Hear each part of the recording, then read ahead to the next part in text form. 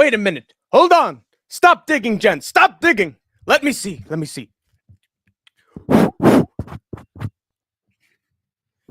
My God. It isn't. It can't be. Elbows? And no. A good PFL card? Oh. Troopers and grinders, Hank the Tank, and the returning, Jesus Christ, the returning man, co-host to the podcast, the Idaho Skatesman. We are here to swiftly break down PFL World Championship Finals for 2024. If you can believe it, we had a super card, and not just in terms of match quantity. We actually had a super duper fantastic card from top to bottom, literally. And I don't think anybody in the whole wide world, not even the PFL fans, were expecting this outcome. But we got it because the MMA gods smiled on Donn Davis for bringing back elbows to the permanent, not fun league. And now he's made it more fun, dude. It's gotten a little bit more base. And on top of it, he has implemented the UFC's grounded knees rule. So that you can, have your hands down. Yeah, it's not the UFC's rule, though. That's the commission's rule. It's the commissions. They've adopted the commission's rule for that. Of course they have, because that's the unified rules of MMA. What are you even talking about? I guess they're just piling on top of, we're back, guys. We're a real MMA organization. Can you believe it? Because they put that in there along with another thing in their video package. If it's a rule of the commission, then every professional MMA organization that holds an event in that commission's jurisdiction will have to adhere by those rules. That is true. They did have to follow it, but they did a sly thing and reapplied it as promotion for the company. So that's sly Donn Davis. He knows how to sell the PFL despite all its flaws. And I think it was good karma for Donn Davis bringing back elbows to the PFL. And he said it would be for not just this year, but the rest of the year. I did hear from Idaho Skatesman, though, that he did bring elbows back for the finals last year, and then they didn't bring him back. So he could very well be lying, as Donn Davis does tend to do. But fingers crossed, we see elbows at the start of next year. But I thought it was a fantastic card. Huh? It says they can't hear me. Like, my mic's all the way up. I can hear him. I don't fucking know, dude. How was my vacation, Hank? It was actually pretty good. Had a lot of really good food, beautiful sights. I'll get into that trip later on in the program. But I had a pretty good time. Stuffed. I need to get back to fucking exercising. And you should also ask the Idaho Skatesman, because he has just gotten back from his huge nationwide vacation after a lot of time away. Skatesman has finally returned home and had a hell of an odyssey, man. Had a hell of a trip. You guys are back in the recording room. Yeah, that's right. Vintage Skate Tank MMA is back. All right, Mr. Jiggleballs. Hope y'all are doing good. Thank you very much, Mr. Jiggleballs. And I've never seen that person in the chat. Wait, what? I don't think I've ever seen that person in the chat. I think he showed up for a few Hank the Tank streams. So we might be recognized for that. Hey, the Chad is here. Paradox the fucking Chad. Buy me a coffee, you guys. Where'd you travel to, bro? I traveled to Southern Oregon myself, and then the skatesmen went all around. He went southeast, and then he went west. Yeah, Hank drove 4 hours, and I drove like 40. Yes, but actually, I think I logged I have to do the math, but I think I drove like 7,500 miles. Mm-hmm. That's a lot. Yeah, poor dude just got home, so it explains why he's not feeling the best right now. But he is a trooper and he is a grinder at the same time, and that is why he is here to recap, of all things, the Professional Fighting League with Hank. I didn't watch.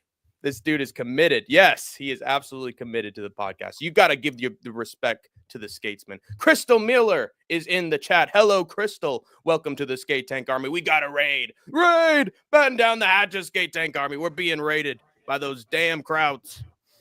Yes, sir. I've been around for just Hank, so I'm new to the channel and haven't seen you before, Skate. It's nice to meet you, dude. Well, you are going to get to know the Idaho Skatesman because he is a key piece of the channel. He is my better half. Hey guys, what is up? Based One Andrew B, or as we know in the No Chill MMA community, MC Andrew B. How are you doing? Doing fantastic. Andrew B is here. This Jiggleballs guy seems like a polite fella. Well, that is what the Skate Tank MMA chat attracts. The polite members of the MMA.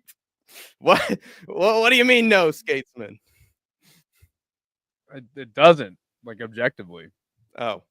Well, we we attract the most toxic, disgusting, despicable people in MMA. Only those people would be drafted for our army. Was Dusty a trooper or a grande Hank? He was a professional wrestler, daddy. Gobi, how are you doing? Francis raid. Oh, it was Frankie. We got a raid from Fight Night fucking Frankie. Let's go. Chiga chaga bigalupa sutaruki. Wow. Lovely. Hey, Skate is just tired, Andrew B. And also, I'm getting tired of doing my locks and underdogs every single week, especially when you got fucking results like these, troopers and grinders. Absolutely pitiful, despicable, disgusting picks, including my big underdog I had for Lux Fight League 48. I picked Suzette Gomez against Victoria Alba.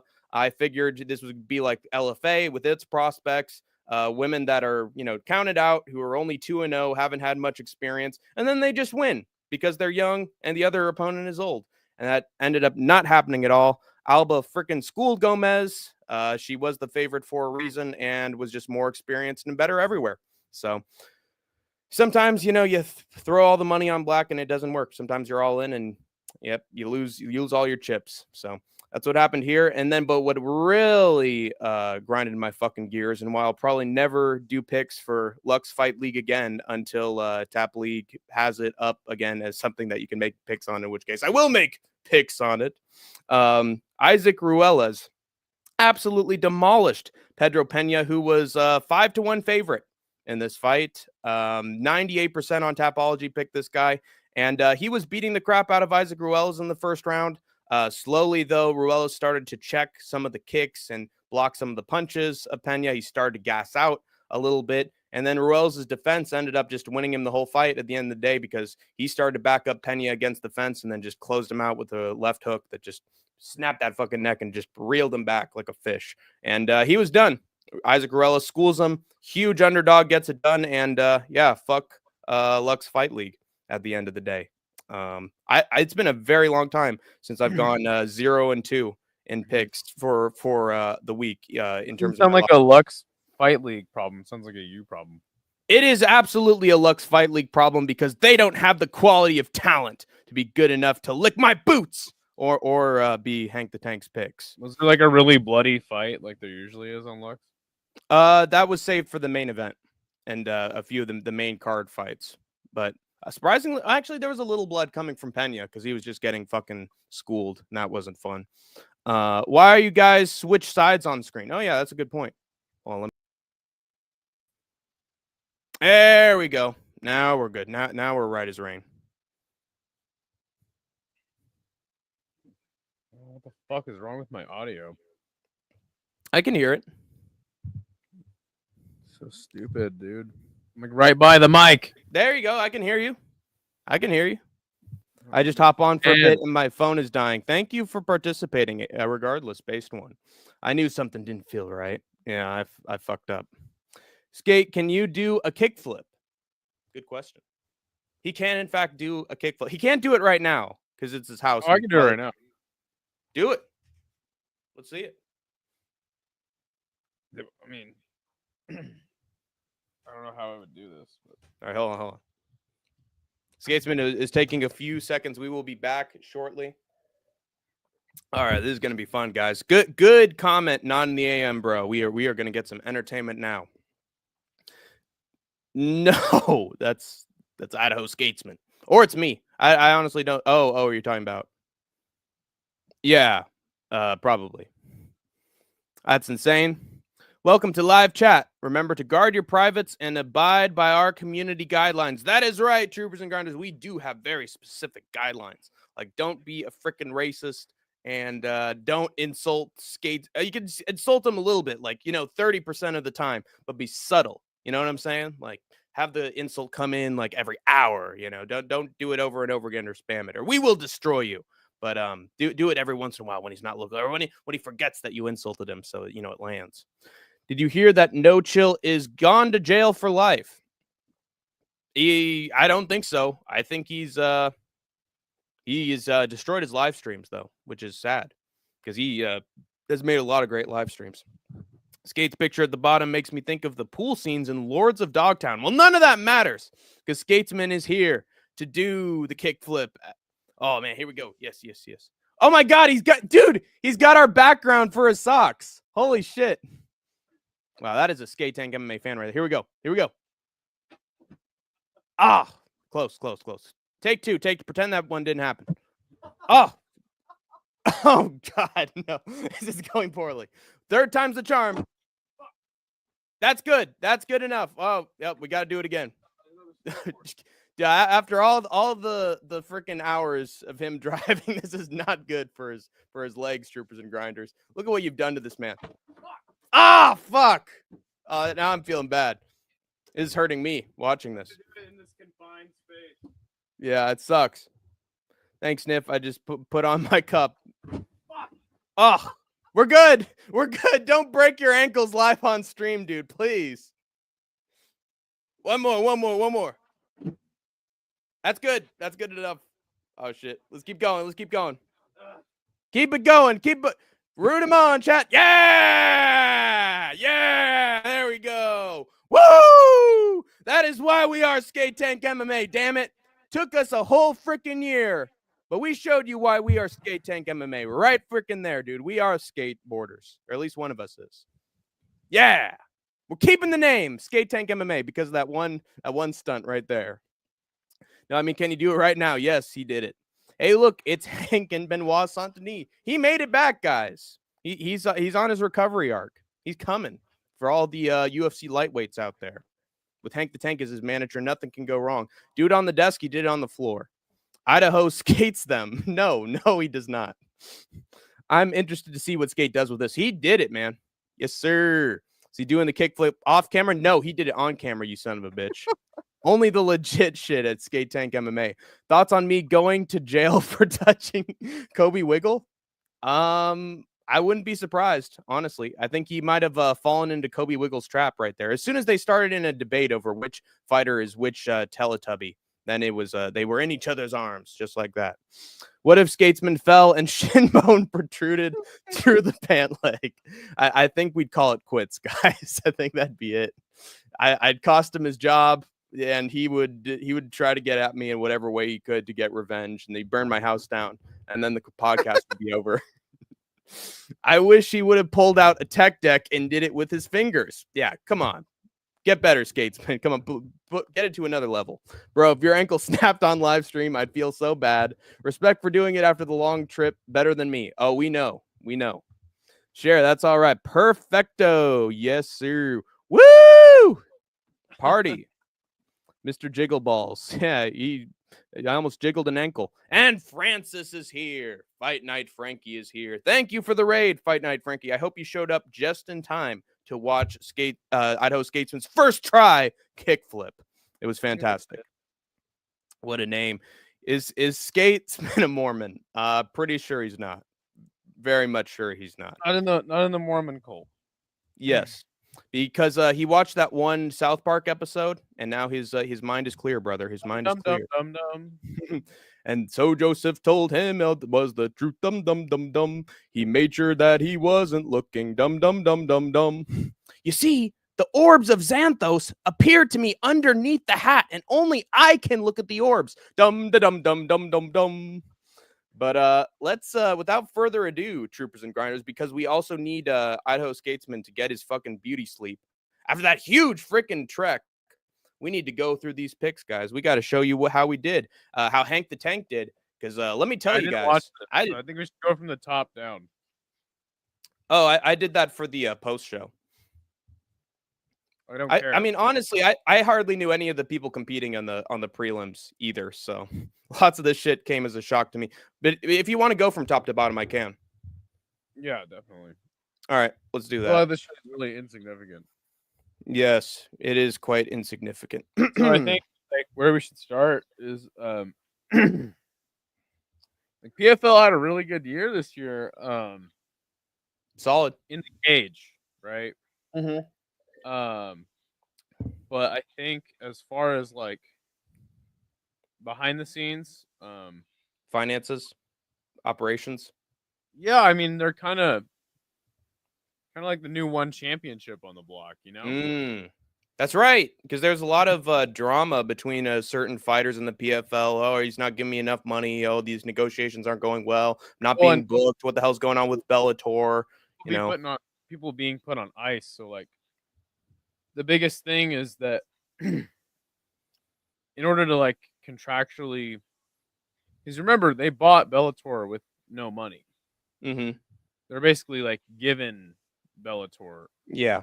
some of the revenue streams that were inside of Bellator, like were given over to them. Mm-hmm. But in order to get that, they needed to keep the brand alive until the end of this year. So they've done that, but it's in turn hurt a lot of the Bellator fighters, Mm-hmm. which is again the whole reason why I believe they're doing this. I hope that next year they can just consolidate Yeah. into one product. I But think so. Yeah. again, it's another like Chaudhry-esque move, just in a different way. So I guess Yeah. Just expand with no substance to it or long-term plan. right. So you get PFL Mena, which is basically what this was as a consequence of who was paying for the event, which would have been the Saudi Foreign Wealth Fund. Yeah. Those And very moral people. so, yeah, I mean, again, but one thing that you can't say is that the product in cage has not actually been good this year, because like there's been a lot of years where in the last couple years, like PFL has just been really bad Mm-hmm. objectively, and then Yeah. Kayla Harrison leaves, and you're like, well, who's the Uh-oh. face of the promotion? You know, Little did we obviously know. Francis coming back was huge for them. I truly believe that, but at the same time, like it's one thing to have Francis like be that dude, and Mm-hmm. then not have a B side like or like a Right. sellable B side for him. Mm-hmm. So you got Cyborg, which is sick, but like she doesn't even really fight for PFL. It's more like Yeah. whenever they put their championship series cards on. Mm-hmm. Um, Well, now their new women's B side is definitely Dakota Desheva. well, that's kind of what I was gonna segue into. Yeah. It's like, you know, you got Francis, but I think that they do have something with Dakota for Mm-hmm. sure. Now that Yeah. Kayla's gone. Mm-hmm. Also, not to mention, like, obviously there was Larissa Pacheco to be the spoil to Spoiler. Kayla Harrison, and then she kind of got promoted a lot more. And Mm-hmm. but I think that they'll have more people for Dakota to fight her being in a smaller weight class. Yeah. So yeah, this event in that way was a big win for them. Even though I didn't watch the event, there's just a lot of news out there that this event was like a splash and it made a good impression. So For sure. good on PFL for making this event happen, but they have a lot of scenes, a lot of things behind the scenes that they need They to need get to sort out. Yeah, absolutely. And yeah, I have some hope for them as well. I think it all depends on their booking. I think it would be wise, as Skatesman said, to instead of having these Bellator shows that nobody gives a shit about, to just have the Bellator fighters. Maybe even like, in my opinion, I think they should have shows outside the tournament format and just have, like they did at one point, I think this year with like a super card, with all these big dream fights that people Yeah, but want to that see. was because that was like the Bellator versus Yeah. PFL Right. card. Now, though the tournament is like the biggest payout Mm-hmm. in a single night in MMA right It now, is. I mean, Lots unless of you're $1 winners. one of the top selling pay-per-view guys, right? Mm-hmm. I mean, I don't know. I don't even know because I think like GSP, his highest, like the most money he ever made in a night was like 7 million. Mm-hmm. Canada, like he made 7 million in a night. Wow. But That's you got to impressive. think like that particular card made the UFC like $40 million. Mm-hmm.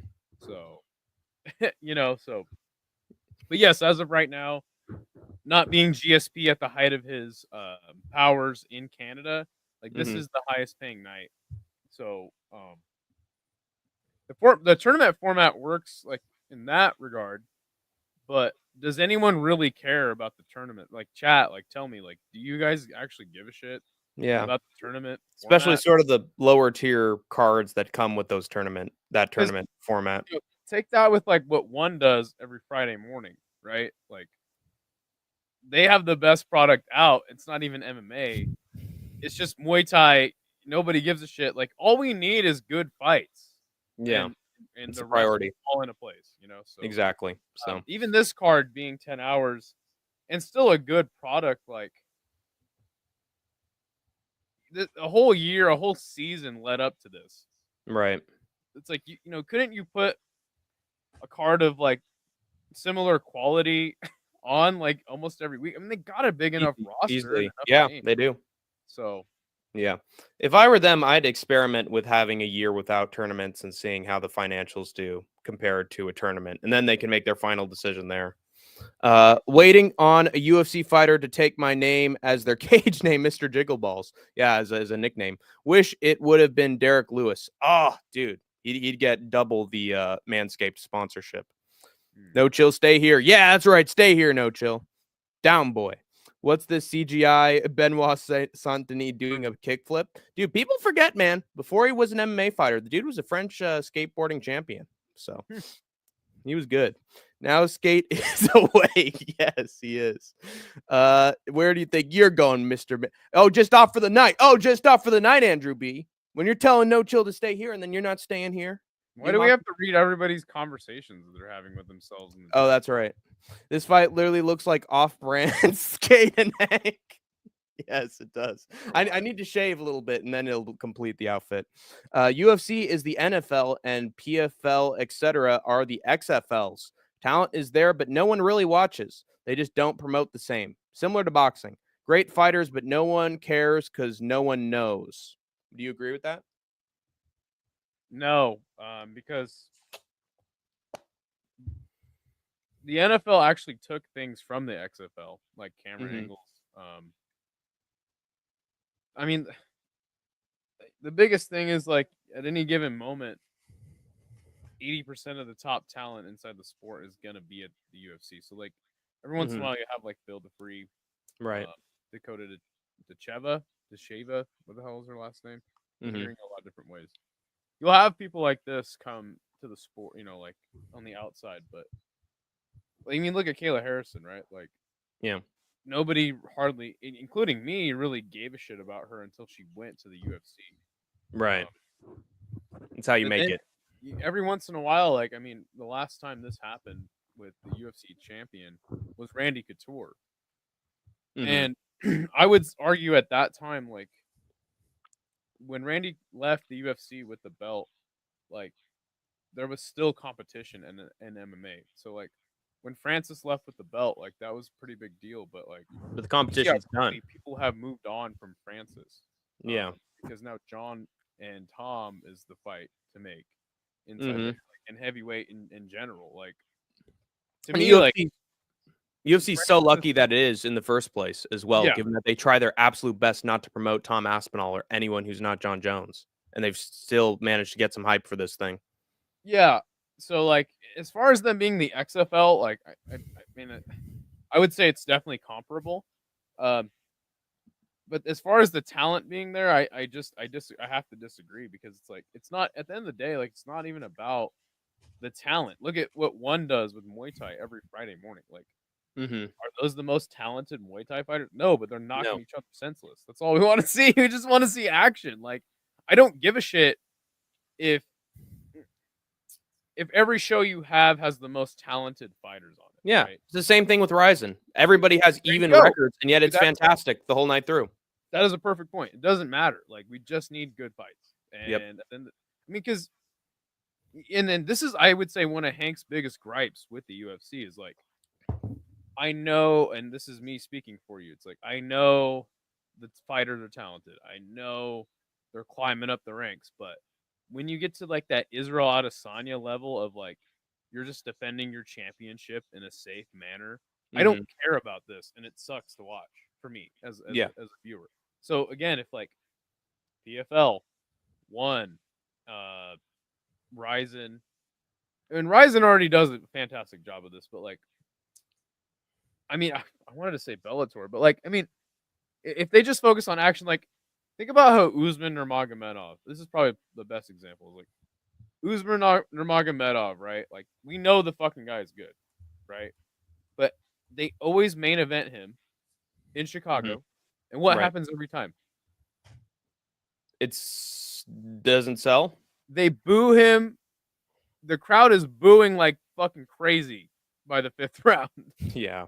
You know, and it's like, oh my Yeah. gosh, dude. Like, I get it. The guy's good, but like, who wants to see that every single fucking time out, dude? So I like, never want to see that. So, and then again, PFL, I have to give them a lot of credit because I think this year has been really good with action. Yeah.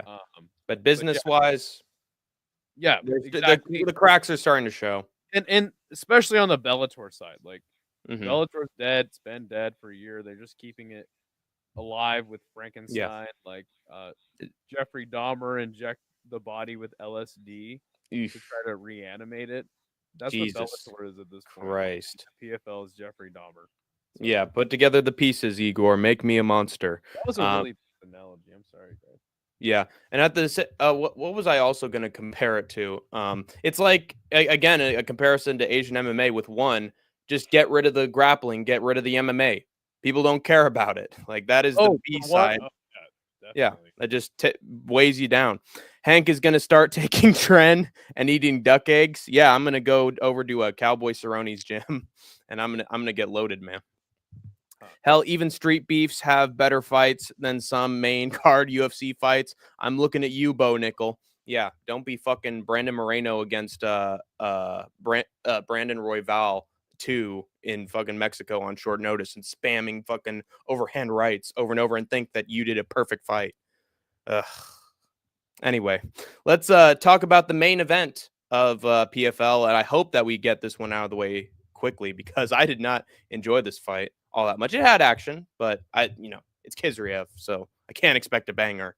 But Timur Khizriev wins the $1 million for the tournament championship at featherweight, beating Brendan Loughnane. Not only just beating him to a fucking pulp. His face was blood red from round 3 onwards, and even though Loughnane was able to get some out of nowhere quick overhand shots, hooks that wobbled Khizriev a little bit, a lot of this was decided on the ground. And then once you get him to the ground, they were expecting it. Your head opens up. Then you start beating him up. And that's basically what Khizriev did here. He was honestly the better striker than Brendan Loughnane in this fight. He was just faster. He had more power. And I think the only reason that the PFL wanted this to be on the in the main event is because Brendan Loughnane is a former UFC guy who won the $1 million. And so they just want him there to... He's not a UFC guy, though. He tried out for the Contender Series, and Dana, he won the whole fight, but he shot for a takedown in the last minute, and that's why. Yes. So he's a reject, and so the PFL we see good talent where when it comes in here, and so therefore we got one up on the UFC. Let's put him in the main event. Didn't turn out so great because this went a full 25 minutes, 5 rounds, and we got some action. But is it a fight of the year contender? Not at all. So. Yeah, let's agree. I mean, they really want to push Brendan Loughnane, and he's a good fighter. I probably just like glancing at this fight if I would have made picks or paid attention at all to this terribly promoted PFL card. I probably would have picked him, but a lot of people were saying, like, just from what I heard, that like Brendan Loughnane's nose was all fucked up. It was. The guy's nose has been broken like his entire. I mean, just look at the picture. Yeah, it looks curved. Like, his nose has been broken, so maybe it's a good thing that he. Yeah, that's a Jack Della Maddalena nose right there. So it was. I guess it was inevitable. Do you have anything to say about the promotion of this card? Because like I think it was terribly, terribly promoted. Yeah, I don't think it was promoted very well. I know that 3 of the fights that ended up taking place on this card happened on short notice.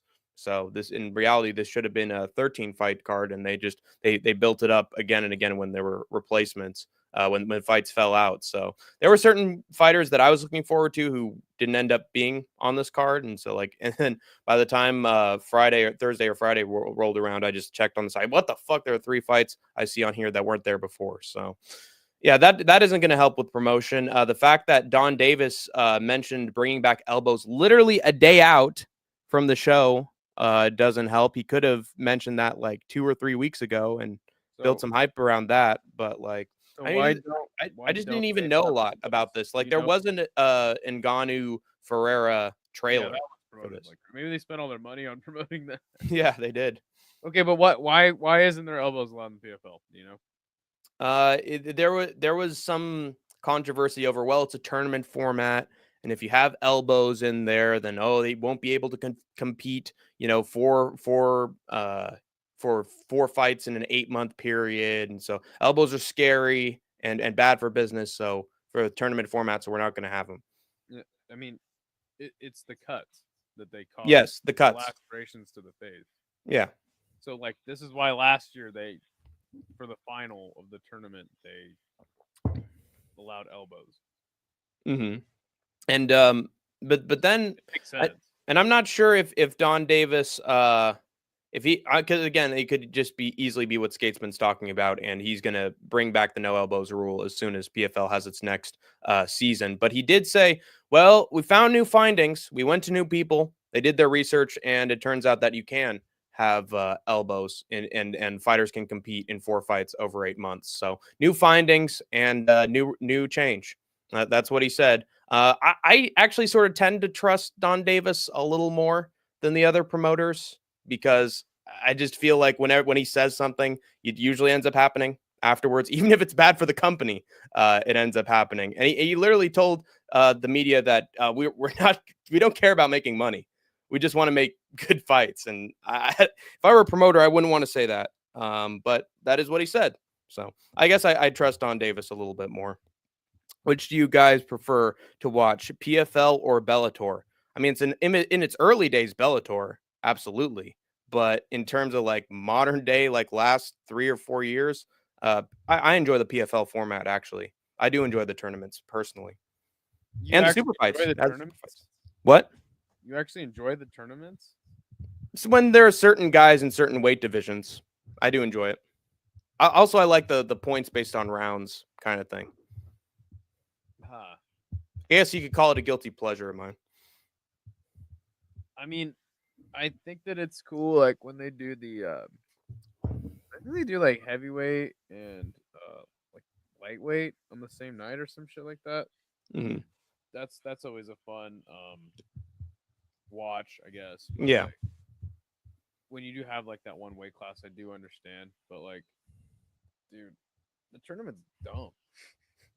Well, it's definitely not good for PFL's business.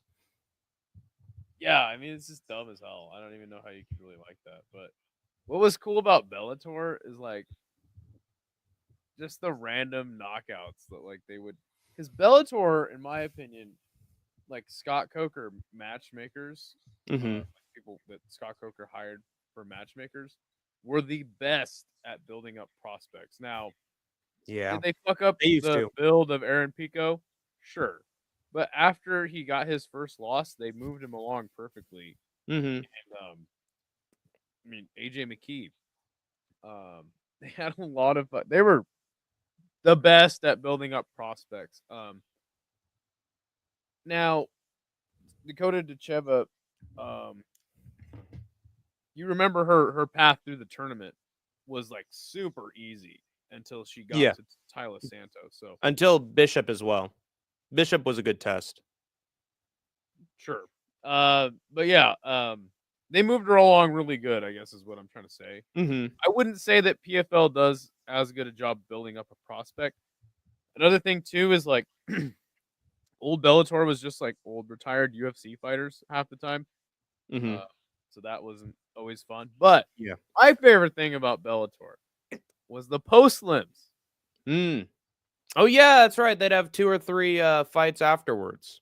Fuck yeah, dude! They're always so good. Like, wow, it's funny. It's funny. The post-limbs, man. I think a lot of people didn't even know the post limbs existed. Maybe if Bellator actually like promoted those Fucking as casual. fights, that and because I've enjoyed some Also, post also the whole prelim card was usually free limbs. on Bellator's YouTube page. That's actually how I met a lot of dudes that I brought over into Rush Hour's chat. Mm-hmm. Nice. Well, it's free real estate, the post limbs. People forget, man. And after the Bellator, the PFL purchase, Prelims. we'll never have them again. All right, bud. How's it going, musical MMA? Welcome to the Skate Tank Army. Blood. Rico is a pig. Which do you think produces more talent, PFL or Bellator? These days, PFL, obviously, because Bellator is a shell of itself. But again, in the early days, Bellator, it had Michael Chandler. It had a lot of great guys who'd end up in the UFC as well. I mean, but like to what degree though? I mean, Eddie Alvarez. Uh, I mean, wait. Eddie Alvarez. MVP ended up in there as well. Yeah, but that was after Bellator got like sold. Right. But like, in what regard does it produce talent? Like, what's the measuring stick for talent inside of MMA? Like talent that's going to go on to the UFC and be, big names, or go out to another promotion and be something big. That's what I define I can talent think of as. 3, like Chandler, but at the tail end of his career. MVP at the tail end of his career. Kayla Harrison. I don't know. I mean, is she at the prime of her career right now? I think she's in their prime, especially at Oh. bantamweight. That's tough. So it's like, I guess, but also like I think it's an unfair qualification because remember, PFL was WSOF. Mm-hmm.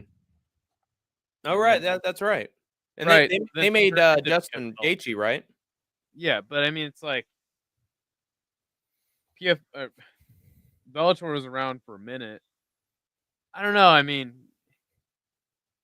but again, it's like I think it's 50-50. I don't think you can really I don't think you can really have a correct answer for that because it's such a small percentage of The talent that people actually that goes to don't the UFC. already go through the UFC pipeline to become something in the UFC inside Right. of MMA. So it's like, because again, we're talking about an organization that owns 80% of the talent already Right. in the sport. Because they're making most of the money in the sport. So Yeah. I like the question. Eddie Alvarez built Bellator. Probably. Do you think so, Skatesman? What other stars were there? We don't give a shit about these two organizations. We're sorry, guys. Salute. How's it going, I mean, legendary SS Jackson? when you talk about building Bellator, like you have to put Patricio Pitbull up there too. That's true. Yeah, definitely in the second And half. who could forget the Strabanimal, James Gallagher? Oh man, that when that name came, it just rang my head like a bell. Right. I don't know there. who that is, do you? The name I've heard the name pop up. He's but the fucking little tiny Irish Conor McGregor dude. Oh yeah, that's right. Who could forget the Strabanimal? Yeah, people forget, man. I guess talent that goes on to be a solid UFC fighter. I would say I called it. I called it. Let's move on to the co-main event and a fight that I wish had been in the main event instead, along with maybe Musayev and Umlatov. Dakota Desheva gets a round 2 knockout win over Tyler Santos, and I think this was just a fucking schooling. One-way traffic from Dakota Desheva. What really defined this fight for me was her grappling defense, because Tyler Santos was trying to pressure her up against the cage, trying to get her down. Desheva refused. Usually took 20 to 30 seconds to get out, and then she'd land a strike on her way out. And then once she gets her opponent up against the cage, it's just vintage Dakota Desheva, ripping to the body, big knees right up the middle or to the head, huge counter hooks, uppercuts, and you do not want to be up against the fence with Dakota Desheva because she is going to win the exchanges. She is deadly in the pocket. And Tyler Santos, I thought she was going to put up more of a fight than she ended up doing, because I saw that Jenna Bishop was getting Desheva to the ground in the first round. Now, given, Desheva got up after a minute, was never in any real danger, but she can get her legs taken out from under her and can be on her back, no diddy. But Tyler Santos didn't get even close to that. Like, and I think this is sort of attributed to Desheva actually being very smart. And whenever Santos was getting close, she'd sort of get her back up against the cage, so that Santos had no choice but to try to take her down up against the cage, and that never worked. Brilliant game plan from Dakota, and she just showed why she is a fantastic flyweight in MMA, and why I think personally she should go on to the UFC after maybe one more tournament win in PFL, rack up an extra $1 million, and then head to the UFC once you're an established name. And I honestly think she could beat quite a few flyweights in the UFC, maybe even challenge for a title. I think she's fantastic. What's up, SS Jackson? Good to see you. You know, I mean, that's obviously ideal. Like, I do one more year in PFL and then go to the UFC, but you act like it's that simple. Kayla Harrison was trying to go to the UFC for how many years? Forever. Yeah. She was locked up in a contract. So, like, it's not like she can just do that whenever she wants. I mean, AJ McKee was talking about going to the UFC. And then never got there. Yeah, exactly. Yeah. I mean, I heard an interview from Desheva where she was like, I'm considering my options, whether or not I'm in the PFL or in the UFC. And she was like, well, but if I were to leave, what would people watch on the PFL? And that is quite the bold statement to say. Like, good job promoting the company, Dakota. This company's nothing without me. An interesting statement. But hey, it gets yourself over. And I will say that she is a star in the PFL. So she does have that work. I mean, at the end of the day, it's prize fighting. But my biggest gripe with Kayla Harrison was that she would always say, like, oh, I only want to fight the top fighters. And then she'd go out there and fight fucking cans in PFL. Scrubs. So it's like, it's got to be one or the other. Like, either you want a prize fight, or you want to, like, do the legacy thing where you want to be in the UFC and not make as much as you're worth, you know. So to me, she's young enough that it doesn't matter. Doesn't matter. Yeah, she can grind out a few more years in PFL. Now, the only risk here is trying not to lose before you get to the UFC, so that you are like a phenom by the time that you get there. Which I think she's going to do. Honestly, if the most they can muster for her is Tyler Santos, who's looked washed in the PFL since coming back from the UFC, like I don't think she's going to have any problems getting another million. I think if I were Donn Davis, I would try my best to get some new women's flyweights into the PFL to make her journey back to the top more meaningful, because I think she beats every women's flyweight in the promotion. Well, and that's kind of the problem with this, the way they format put her through the tournament is like, was it Liz Carmouche, Juliana Vasquez? Like, she could have fought those girls. Instead, they had to fight nobodies and then make it to the tournament final. Which, again, like, you can only fight and look good in the cage against who they put you in there with. I understand. Yeah.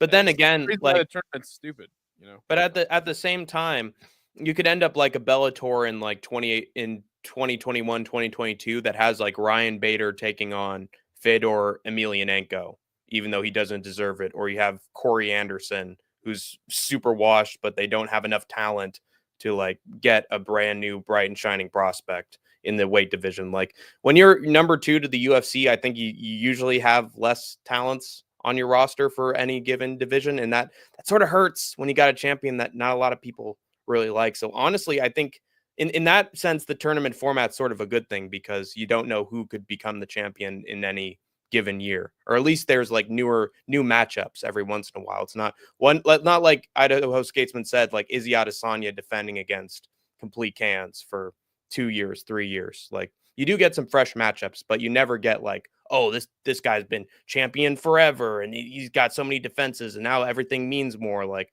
you know, there's trades and, you know, gives and takes with a tournament format. I guess I understand your point, but at the same time, like, and it is a really hard thing to do inside of the sport. But also, like, one thing you have to understand as well is, like, the tournament format shortens the years you can compete. Right. Yeah. So you It better really hope that you make the million. because all of those weight cuts and the frequency of the fights does a lot of damage to your body. Mm. And Yeah. and then so that's kind of what I wanted to get into. It's like, again, I didn't watch the fight, but I did watch the finishing sequence where she had her up against the cage, nailed her with that body shot, threw some elbows. I love that about her game, that she just rips to the body, and that's how she gets a lot of her finishes. It's good work. Kind of like a boxer. Yeah. But it's like, is Tyler Santos kind of grinded down from this tournament format? Could be. Her striking clearly is not on par with someone like Decheva. And I'm not sitting here saying, like, I'm the guy right now that is like not so sure how good Ilya Taporia even is. Like, Really? obviously the guy's fantastic, Mm-hmm. like, is he this like generational talent?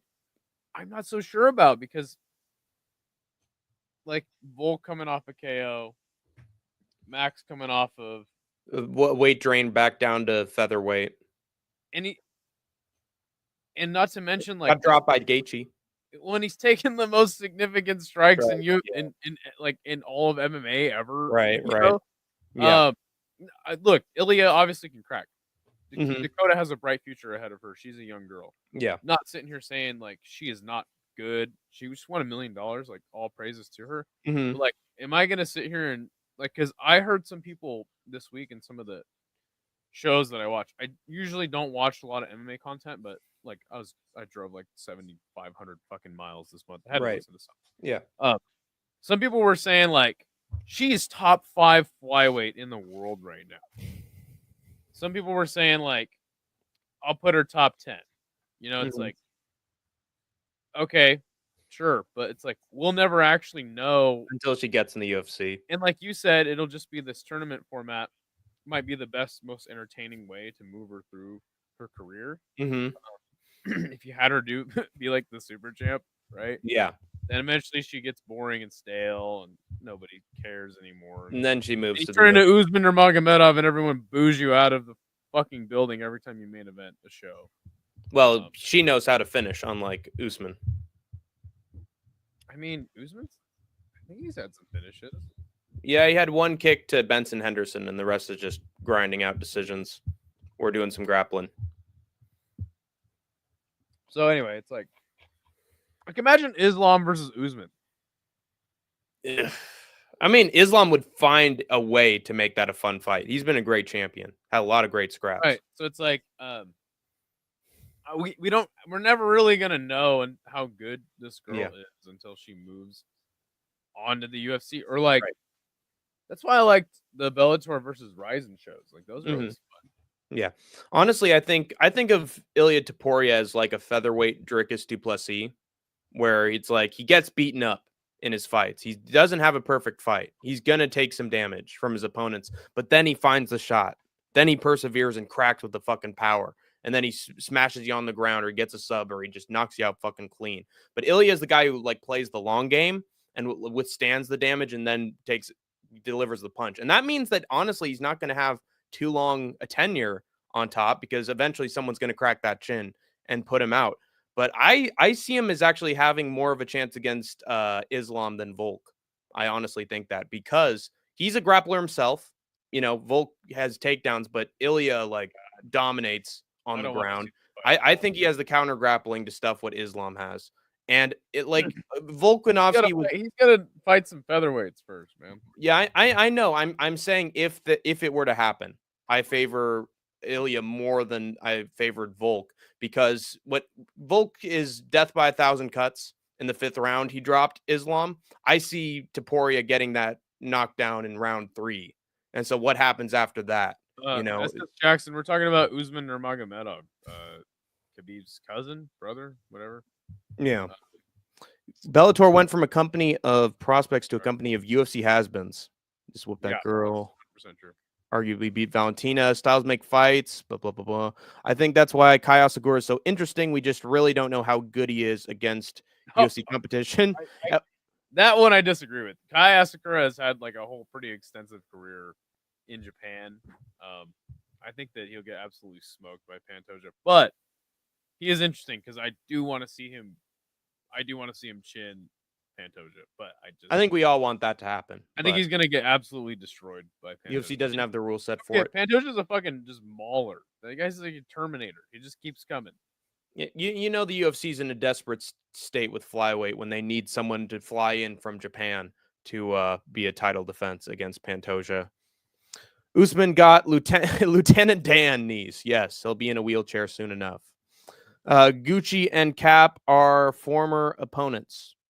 Horiguchi and Cap are former. They're former Kaya Sakura opponents because they were in Ryzen as well as flyweights. And that's good thinking.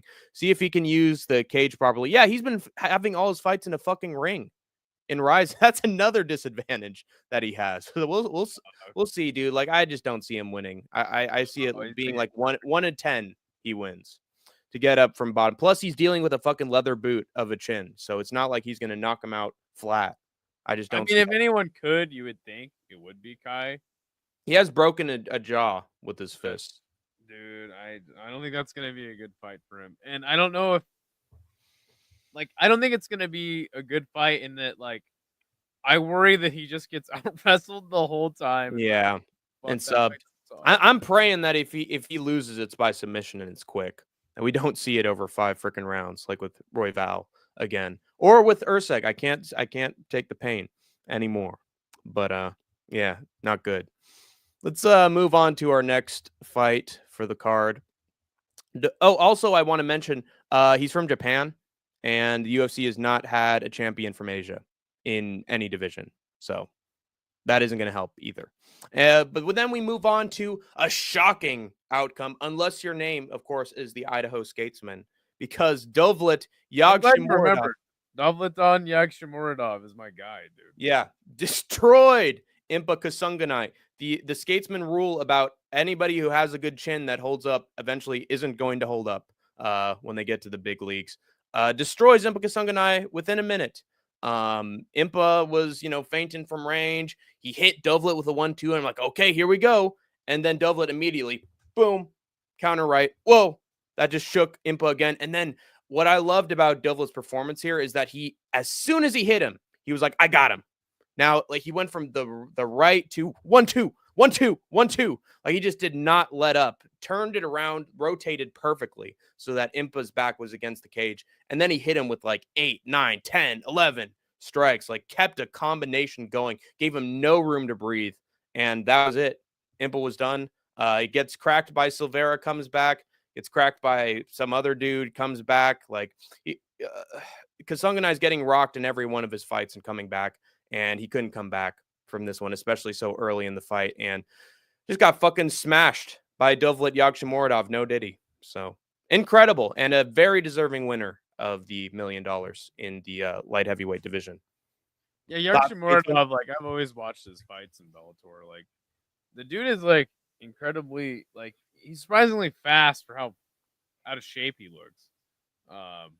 You gotta love Dovletton, man. I always ride with this dude, and super happy to see him beat Impa.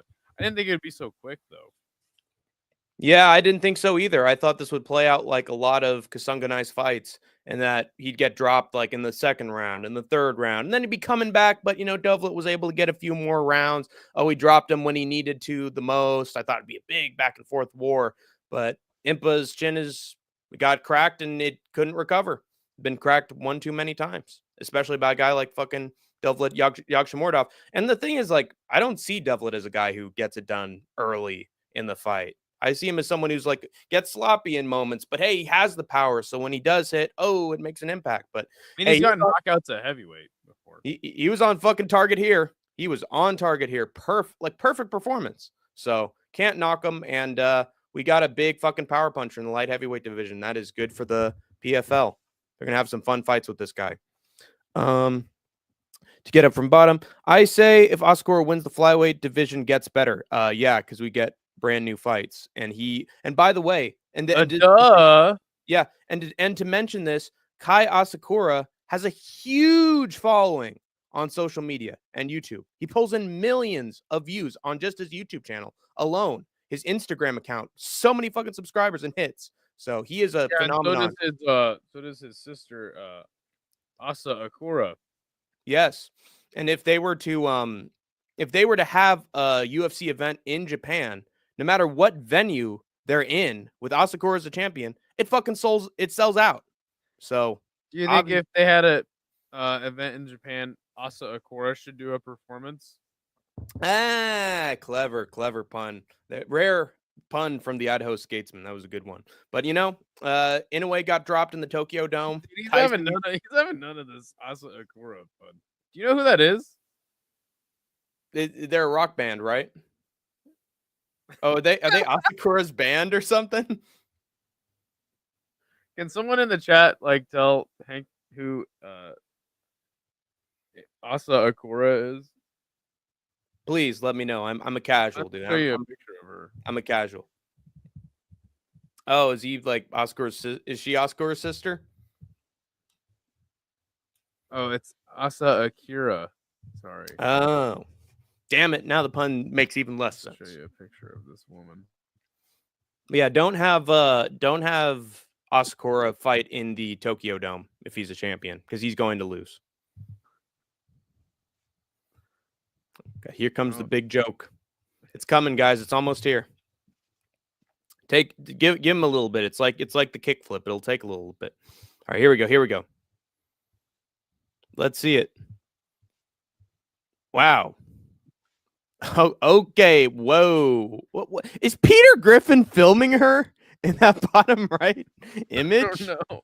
Oh, Jesus Christ. I see the OnlyFans Peter girl. Griffin. Yeah. That is Peter Griffin. Yeah, I remember there was like a Family Guy episode where they had her on the casting couch. Oh, God almighty. Yes, that is Kai Asakura's cousin, Asa Akira. So I wonder if that's why I'm asking, will she do a performance if they do UFC in Japan? Maybe they will. The ring card girl.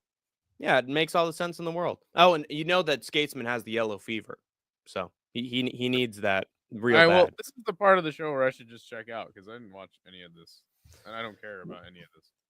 You don't even care about Shamil Musayev? I don't even know who the fuck that is. Dude, you were singing his praises in a few months ago in the PFL, and you're like, dude, months ago, this guy's gonna knock MMA. out. She moves so fast. I don't even know who this guy is.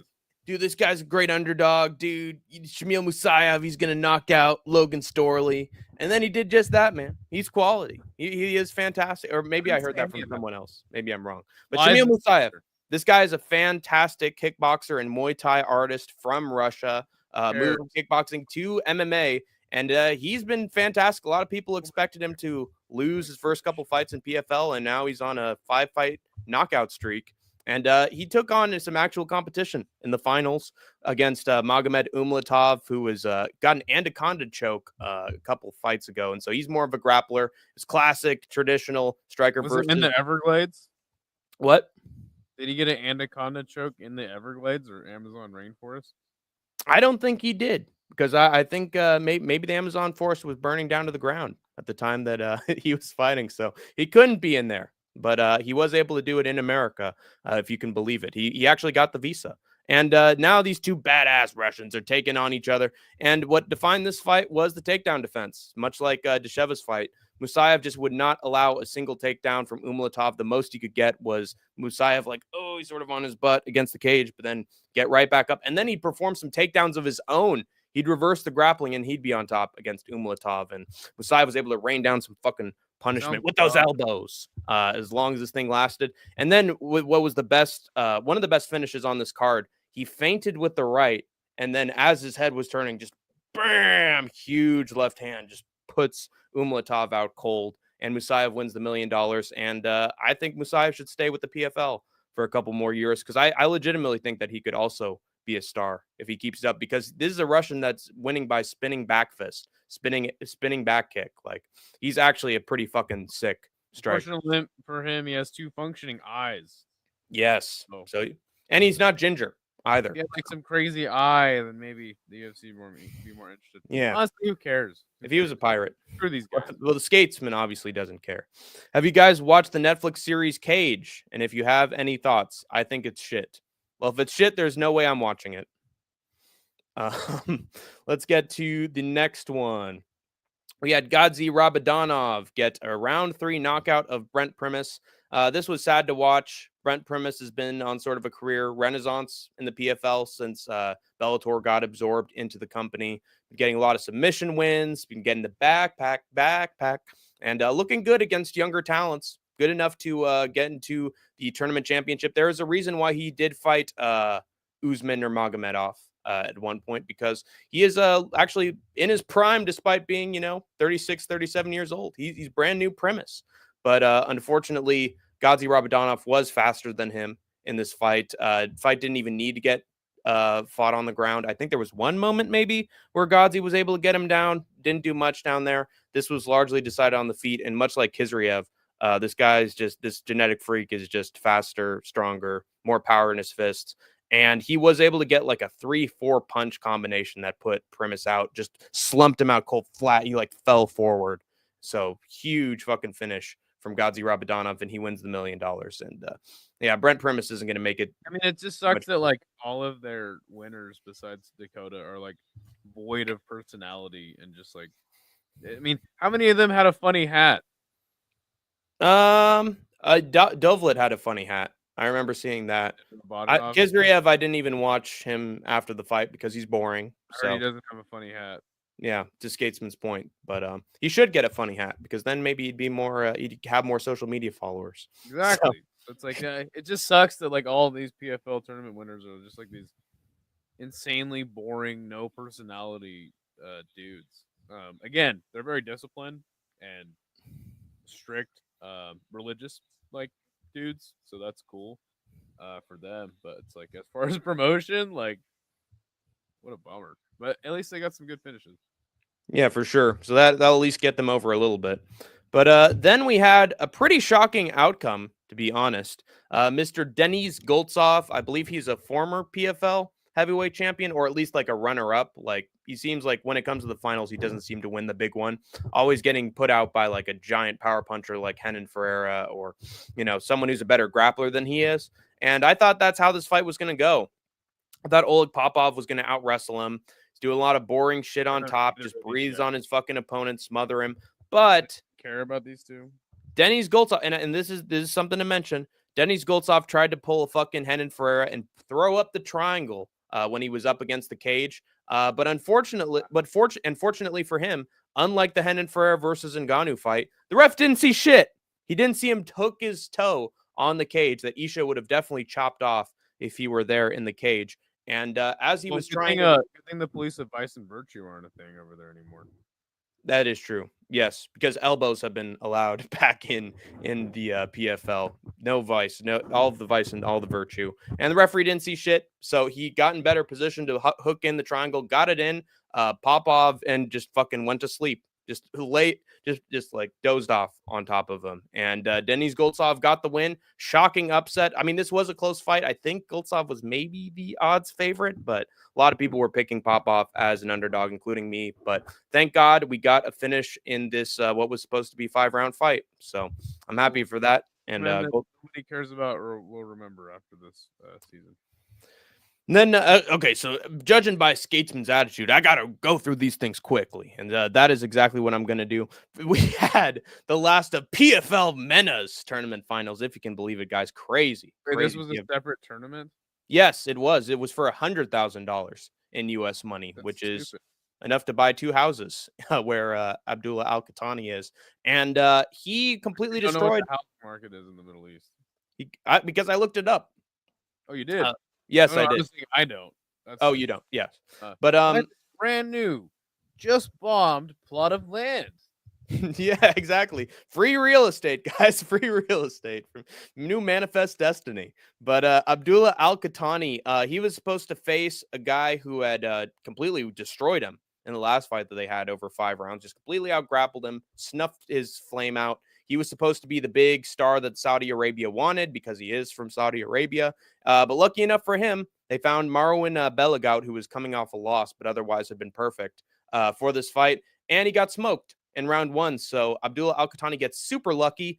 This was the biggest pop of the night because he was a Saudi star and the place blew for him. So that's actually a good question for you. How was the crowd during the PFL portion of the card? They were louder for the main card, but I will say the card got off to a hot start. So when there were a lot of good finishes on this, so luckily enough that meant the crowd got to be way more loud than it usually would be. Saudi Arabia is usually terrible, and they were pretty terrible. But there was enough good stuff on this card that even this awful crowd couldn't stifle their excitement for most of this thing. And Al-Qahtani wins. The place fucking blows. So lucky enough for the PFL and lucky enough for Abdullah, he will be a star in PFL MENA, which is really not saying much. Hey, Anakin MMA is here, the GOAT of the MMA of the Skate Tank MMA clip channels, in which there is one. Great card with lots of finishes. Which finish was your favorite on the card? That is a good question. I would say my favorite's probably the first fight on the card with a big ass fucking head kick knockout. That was pretty fun to watch. So I enjoyed that personally. Good to see you, Anakin. Always lovely to see Anakin. Do we have to go through all of these fights? I mean, who cares? That is true. Well, I'll go through them quickly. So Omar El Dafraoui, he wins welterweight tournament championship PFL MENA. This guy Alakra is boring as shit. Very boring, very reliant on his wrestling. Everybody wanted him to lose. I am not. You in the chat. He says, "Say my name. It's Niga MMA. Good to see you." Nigeria MMA. Hey, now don't you have some or what was it? Don't you have some paper clips that you need to assemble or something? Why don't you go eat some cheese, Mr. MMA? Anyway, Omar El Dafraoui, he was a huge underdog here because Alakra was on a fucking hot streak. He's a boring wrestler. And Dafraoui was just like, boom, hit you with a left hook. It sort of looked like Curtis Blades versus Jailton Almeida. Oh, yeah, Curtis Blades and Jailton Almeida. Hammerfist, shades of terrible fight to this one. Yeah. Yes. So big underdog, fantastic underdog. And then I'm actually invested in this. Hatan Al Saif got a head kick knockout. You're invested in this. I'm sorry too. Sorry for myself. But Hatan Al Saif, she got a head kick knockout to start off her MMA career in the PFL. That was huge. That got some buzz. I sang her praises. And then she got a doctor. Tell him doctor stoppage. In the second fight, still keeps up her finish. Really covering this fucking atom weight fucking amateur fight. Yes, because Al Saif wearing headgear. Yet no, they were not wearing headgear. They were not. And she got a bunch of fucking knees to this Lilia Osmani character, and she got a big pop as well from the hometown crowd. So more good stuff from the PFL. But let me talk about this fight. Let me talk about this fight. Really You're already talking about every single fight, so you might as well talk about this one too. Yeah, so Ali Taleb. This one like Conor McGregor versus fucking Khabib. No. No. I mean, it reminded me so much of Rory McDonald versus Robbie Lawler. Like, actually, this one reminded me of Dakota Desheva versus Jenna Bishop. Now that I think about it, but because Ali Taleb is Bilal 2.0. He has a slowly receding hairline and green trunks, and he's got a not the best looking face, but he's Bilal with power because this man's the real Bilal. It's not Bilal Hassan. It's Ali Taleb. He looks like him, and he actually has power in his fists. He grabbed the new. What does that even mean, dude? If you look up a picture of him in PFL MENA, you'll know exactly what I'm talking about. He looks just like Bilal, and he can actually fight. Says he looks like Ilia Topuria. He does not. He does. His hairline is receding, dude. He looks like fucking Jason Alexander from Seinfeld. Now he looks like Jason. Who even is that? Casual, absolute casual. The Idaho Skate. I don't even know who that is. He's George Costanzas. I can't stand you. Yeah, exactly. But Ali Taleb, he caught the kick of Rashid Haas, and then boom, big right hand right out of the gate, drops him, sleeps him out cold. The place blows, or looks at their phones, and then they made some noise after that. And Ali Taleb gets the $100,000. This dude is he's from Sweden, but he's a Middle Eastern brother at heart. Check 23andMe. And this guy's a problem. Let me tell you. Maybe MMA knows a little bit about that. Then we had a man by the name of Mohsen Mohammed Saifi beating George Eid for the tournament championship at lightweight. Mohammed Saifi is pretty fun to watch because he's a little guy, but he always fucking brings a fight, always makes it a fight. And this one was exciting as well. Oh, then he's not Swedish then. He is. Trust me. Just ask all the members of the French soccer team. But we're talking about this card. Mozen Mohammad went to a decision with Jordi, and it was a nice little back and forth fight. And then Barnawi was able to beat Alfie Davis by round 3 sub. Now, let me say this. He was able to implement the elbows that have been reintroduced in the PFL. And he just hit him with one over and over and over. And hit him with fucking 6 or 7 elbows. And then he perfectly transitioned into a backpack with the body triangle and just fucking did a Jim Miller like neck crank to get. Did Mansour fight in Bellator? I think it was Usman.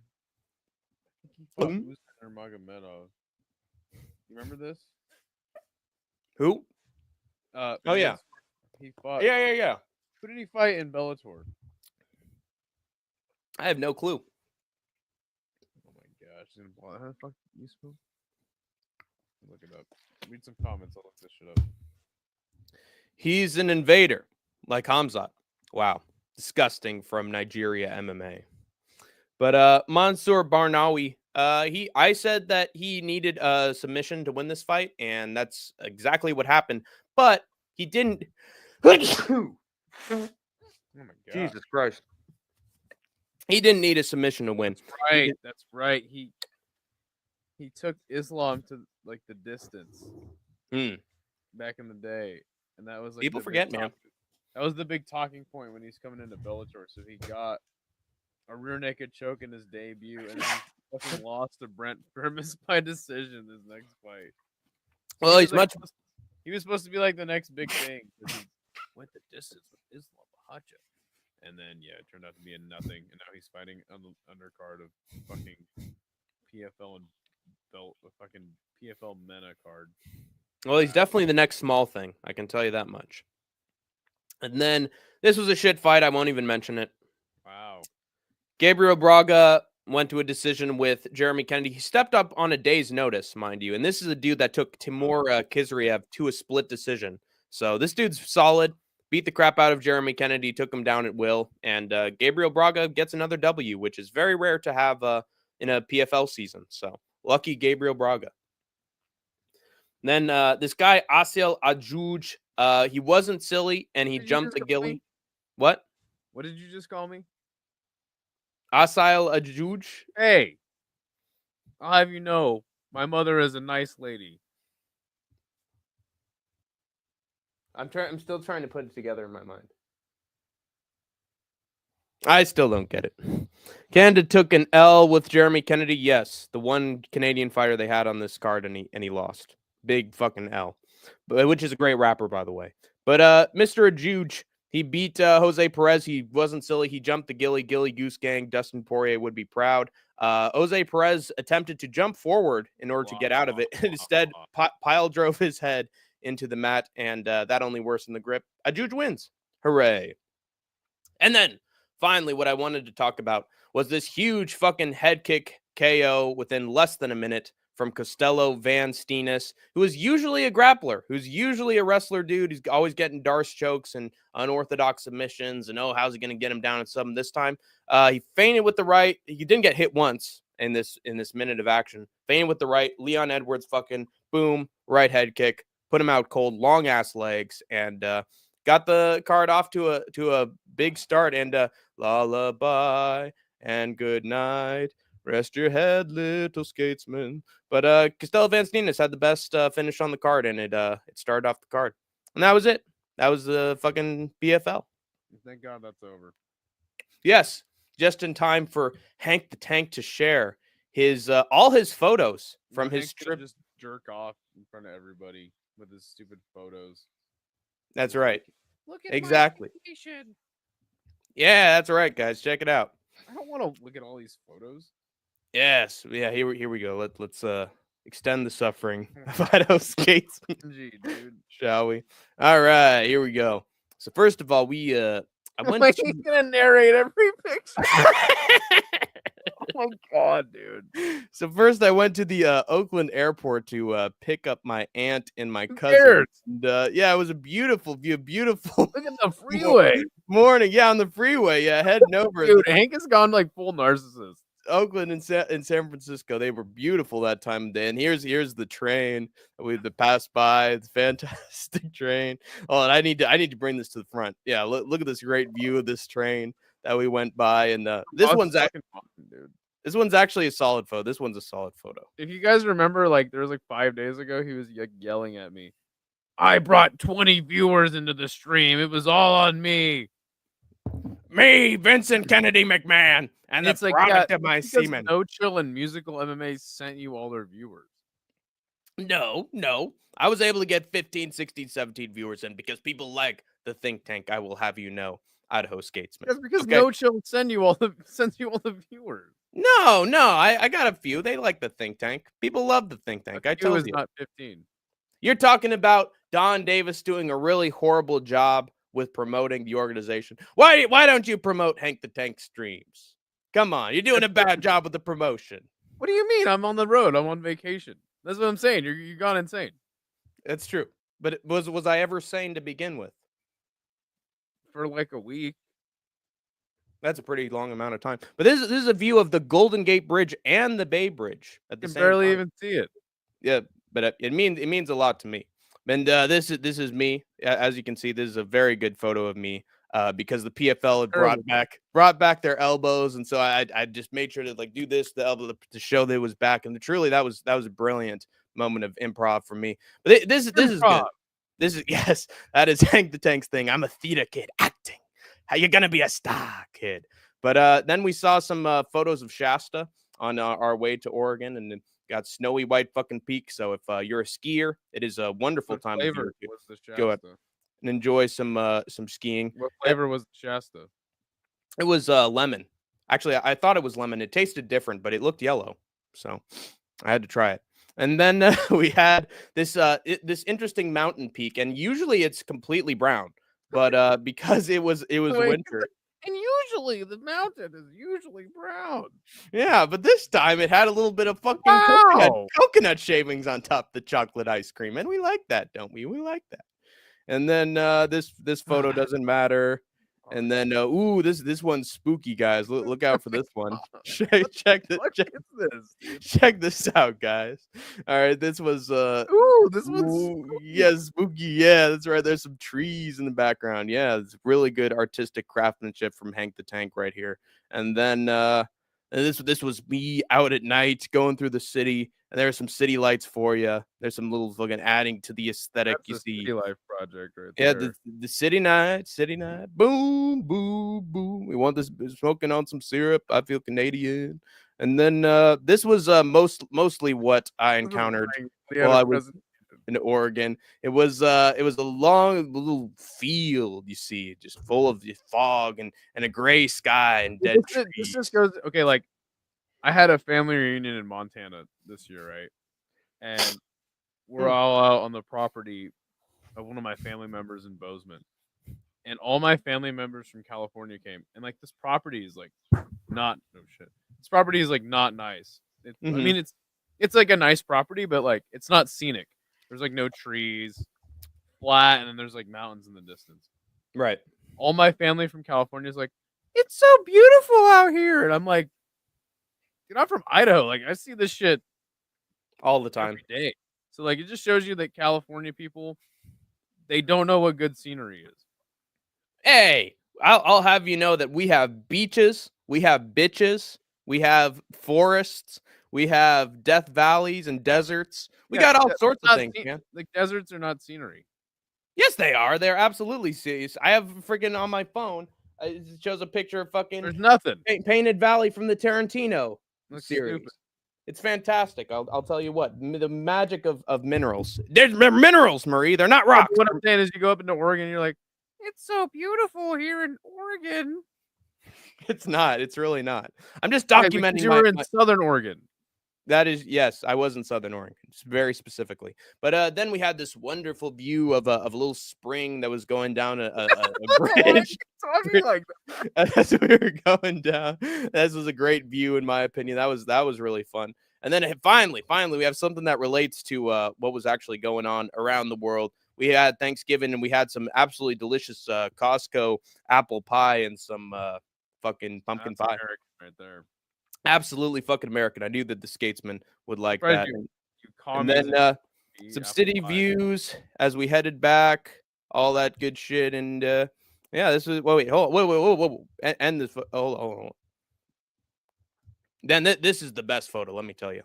This is Ryzen level or what was it? Fairtex fight level. Beautiful Kira level. scenery of some rose petals as I was walking down the neighborhood. I could see this in what's that Kevin Spacey movie? American Beauty. I could see this as a shot in American Beauty. It was my finest work. It's so good that you could see my shadow as I was taking the pictures. So good shit, man. Yeah, I gotta say, my photography, my craftsmanship is getting way better. So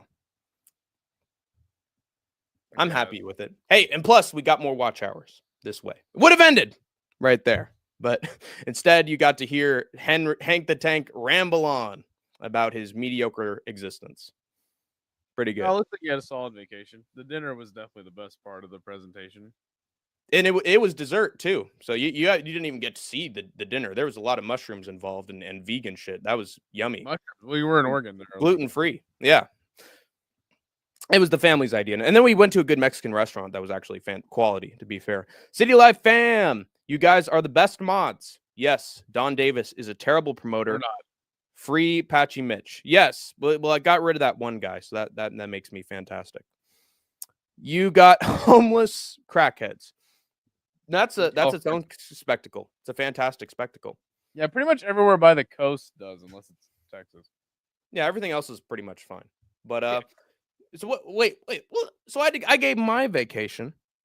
Why don't you give a little summary of what your vacation was like before we wrap up? Come on, Skatesman. Why don't we hear about your vacation and what you did there? I mean, went to Las Vegas.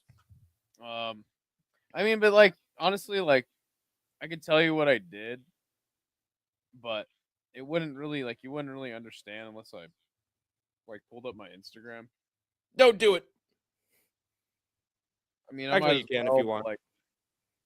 Basically, what I do is every couple weeks or every couple months, I'll take a week or two off, and I'll go skate a bunch of skate parks. So I've been to 20 states, 260 skate parks.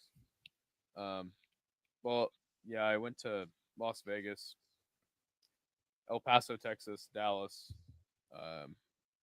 New Orleans, and then I drove to northern Mississippi over to Huntsville, down to Montgomery. I saw Hank Williams' grave. A great Hank. Yeah, old Hank. And drove up to Birmingham. What happens in Vegas stays in Vegas. The first rule of Fight Club. Yeah, I didn't really do anything crazy there. Yeah, then I drove to Pensacola, Florida, just to say that I've been there. Went back to New Orleans, went to Bourbon Street, got drunk. What else do you do on Bourbon Street, right? Engage in the parades every now and again. What's that? Engage in the parades every now and again. They have parades. Shit. That'd be so busy. But one thing I will say is if you ever go to Bourbon Street, obviously there's all the touristy shit, like getting beignets at the fucking little stupid beignet place, which are just glorified funnel cakes. But seriously, if you go to Bourbon Street, just go down there. You don't even need to get drunk. Just go down there, go into all the bars, and check out the music. Yeah. Anyone that ever wants to go to Agreed. Bourbon Street, that is totally worth it. There's a lot of good musicians down there. Good shit. But yeah, and then I went back. Then went over to Houston, Dallas, Austin. Drove from Austin to San Diego in a day, which was ridiculous. Hung out in San Diego. Went up to Los Angeles. Had Thanksgiving dinner with some family members that I only met for the first time this year. Mm-hmm. And then I was on Catalina Island until last night. And then I drove all the way home today. Nice. Good stuff. Well, I also met some family I hadn't seen in about a decade for my trip. So it was actually some momentousness there as well. So wee lad. Yes, since I was a wee lad. Actually, the cousin that I met who I hadn't seen in a decade, I actually took a bite out of their hair at one point because I thought that it was cotton candy. Oh, And I'm like, you did this recently? I wish, dude. And honestly, there were times that it was enticing during the trip, but it was when I was a kid. I was young. I was dumb. I was foolish. I was in love. You see, and with cotton candy at the time, and I never lived it down, man. Never lived it down for a couple years, and then they forgave me, and then now I'm seeing them for the first time. Family situation is why we didn't see each other for a while, but yeah, it was fantastic. Well, I enjoyed it you know, holidays are over for now until for now.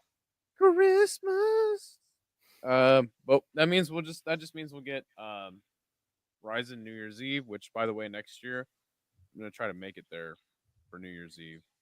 Um, to Japan, which will be sick. Sweet. AJ's not in here, but he's supposed to go with me. But yeah, we're on regular scheduled programming now that I'm back home, and you got to see me kickflip today. That was cool. Quality. On carpet. I should make a short Yeah. of it, honestly. Definitely like looking forward to UFC 310. That'd be a good one. Yeah, I don't know. Dude, I'm fucking tired. I gotta work Yeah. tomorrow. Yeah.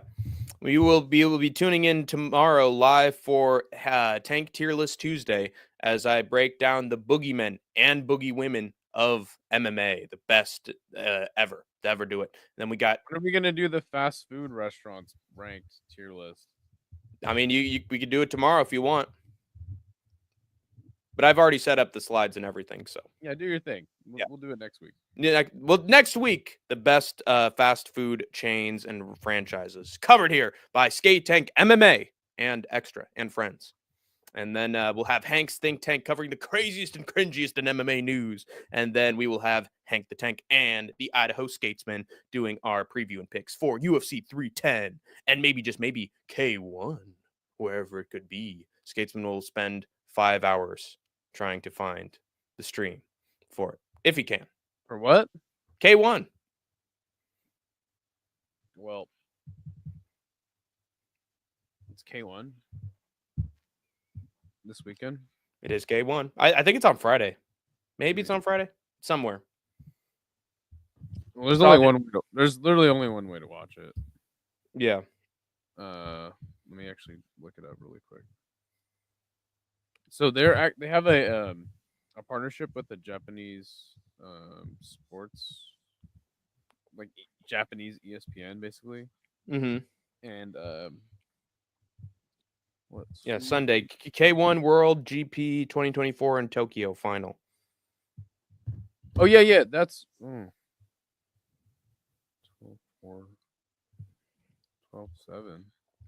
Where is it at?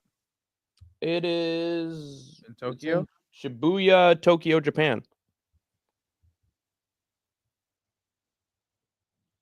Wait a second. Uh-oh. 12-6. Here, I'll just do this. Is it what? It's the WGP, you said? Yeah. So look, I'll just show you like World GP 2024 final. So this is Gaiara Sports. Mm-hmm. So if you look at World GP, hey, there's the times. Wait, what 12-14, 12-26. 12-14. That ain't right. That's not right. No, that ain't right. What day is it on? It said it's on Sunday. Which would be the 6 days from now, right? Yeah, that's the 8th. Or 9th. Wait. Oh yeah, no, 12-9. That is right. Yeah. In Brasilia. No, that's Brasilia. That's not. That one already happened. What?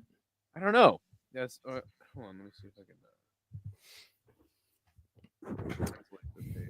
can. Vacation is good for the soul. Hope you are well. Thank you very much, Chris Guzman. We're not well right now because we just got back, but we will be well tomorrow. What the fuck? Oh, this might be like replays they might be showing. Broadcast contents, yeah. Oh, June 29th. Oh, okay, here we go. 12-14. mean, this one I think will be happening on December the 14th. Okay. Okay, Isha's probably way off.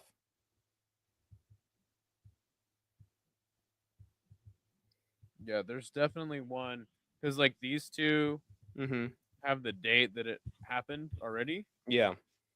And then these two like are the two upcoming ones, so they'll have the Get in contact with Rush City on when they stream tomorrow on Tuesday because they'll probably talk about it. Yeah. Anyway. But yeah, we'll be doing. What I was gonna say is like, if it's not on Gaiora, like there's literally no way to watch it. It's just not possible. Yeah. Well, Skatesman will not find the link anywhere, but let's hope that one website has the feed for it. I'm not looking. Yeah. Smart. But yeah, we're just gonna do our preview and picks for UFC 310, and that'll be pretty much it. Except aside from Hank the Tank's obscure regional MMA locks and underdogs, of course. But that's pretty much it for the rest of the week. Cool. All right, and man. Lead us out. You have escaped the war zone for now. Hey Lois. Hey Lois. I'm filming a Japanese prostitute. Oh, hey Lois. Remember the time?